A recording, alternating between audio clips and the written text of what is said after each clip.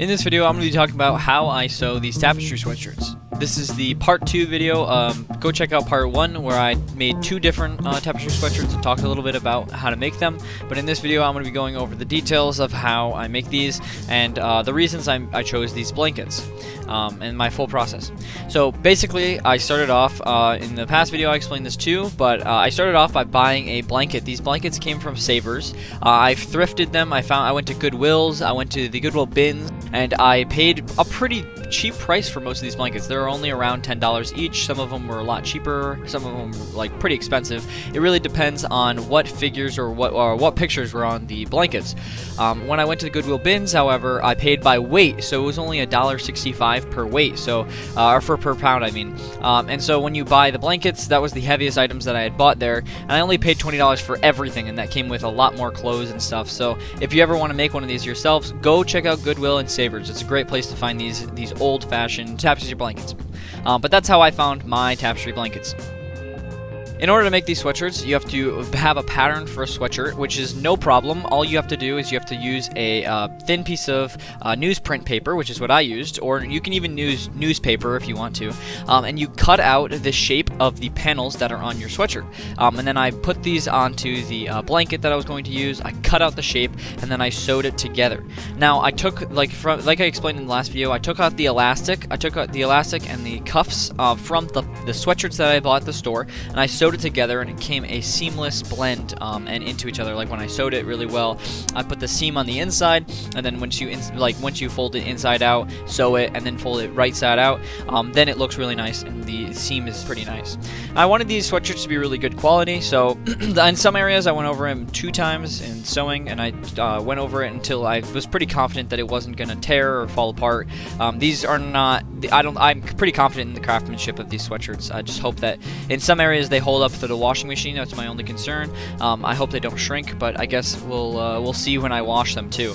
I haven't been wearing them too much because unfortunately it's been getting hot since it's summertime now, and I started this project during the winter, so I got to wear some of them a little bit, but I didn't get to wear them fully. Which next winter or next fall I might be able to wear them more. The blankets that I went with, I think my favorite was a teddy bear blanket that I'm going to show in this video. This one here is a lighthouse blanket, and there's like a lot of lighthouses, so I wanted to use the lighthouses from the blanket, and I wanted them to be on the arms of the sweatshirt. What I did was I took my pattern for the arms, and I traced that onto, I made sure that the arms were going to be where the lighthouses were on the blanket, and then I traced it out and cut it out and sewed it like normal. For the hood of this blanket, or for this sweatshirt I mean, I had to make my own hood. I didn't have to, but I just decided I didn't really want to buy another sweatshirt after buying like 4 or 5 of them. So I wanted to make my own hood. What I did was I used the panels that I had taken off and was going to throw away or scrap from the other sweatshirts that I had bought, and I didn't know what to do with them. So I took the front panel and I made that into a hood. To make that, it was a little bit more complicated. I had to trace a hood from a sweatshirt that I already had, and then I had to make in order to make it look seamless and professional, I had to fold over the edges, so I left a lot of extra fabric that I could fold over and then sew multiple times over so it looks nicer. I folded over the edge of the fabric just slightly, and then I folded over a second time, so then it was really seamless, and I think it looks really nice. I also made sure I could put a cord inside of there, so you can pull the string like a normal sweatshirt would, close and open on a normal sweatshirt. And what I used for this was a piece of elastic. I bought elastic from Walmart. This was only around $3 to $4. Really cheap elastic, which is good, and it's comfortable for your wrist and made a great cuffs and waistband for the sweatshirt. I also thrifted the string that came out of the hood too. There was a there's a pants that didn't fit me anymore that were downstairs. We're gonna donate to Goodwill ourselves, and I decided I was gonna take that string out of the pants and then just use that into the sweatshirt. So all these sweatshirts are very recycled, which I think is really cool.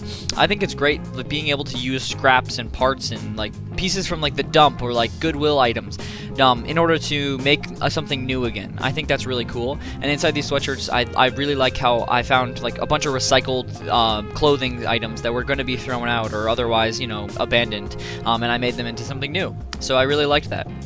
I did make sure to wash these blankets. If you do buy blankets from Savers and Goodwill, it is pretty gross, some of those conditions of some of those blankets and some of those sweatshirts. Luckily, the ones that I bought were very clean, and they were not falling apart at all, and they were good quality, so I washed them in my washing machine before I sewed them, just because you don't know what's on them. Goodwill is kind of gross sometimes, and so is Savers. And then this is what the cuff looked like when it was all sewn to the sleeve. I really liked the way that looked. I was hesitant about using such harsh black elastic, but it was pretty comfortable when I put it on, and it was really thick too, so it was really good quality. And then I was worried that the black would kind of overpower the color in the rest of the sweatshirt, but I think it went really nicely, and the color scheme worked great because there was a lot of black on this sweatshirt, and I think the black elastic really went with the color and the color scheme of the sweatshirt, so I think it worked out great. And then when I was doing the string to put inside the hoodie, I cut 2 holes on either side so the string could be laced through the hood. And then I wanted to make sure it didn't fall apart or fray at all, so I hand sewed around that circle to make sure that the seam was really, really tight and really perfect and professional. I was really happy with both of these actually. They were two of my favorite blankets that I had bought, and I bought some more too. I've got like an addiction to buying blankets now, Tapestry blankets. So maybe I'll make another video if I make more. I've been having a lot of fun making them. Alright, so this was the final result. So this one was definitely my favorite. This teddy bear one here was definitely my favorite. It's a super comfortable, soft sweatshirt. It's really thick because it's a double layered blanket. And I really had a fun time making this one. I really liked the way that the teddy bears looked and the panels, the front and the back of the sleeves. I just really like how the layout of everything, and that one was definitely my favorite. The hood is also really, really soft, and it's a nice quality sweatshirt. I'm proud of that teddy bear one. I think it's definitely my favorite out of the 4 that I've made.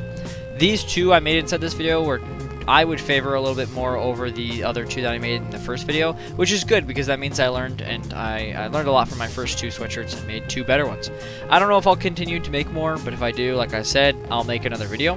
And this lighthouse one, I have to mention, probably is a little on the smaller side, just because I normally wear a medium and this one is a little tight on me, but I like them both. I really enjoyed this project. I hope you enjoyed this video, and I will see you in the next one.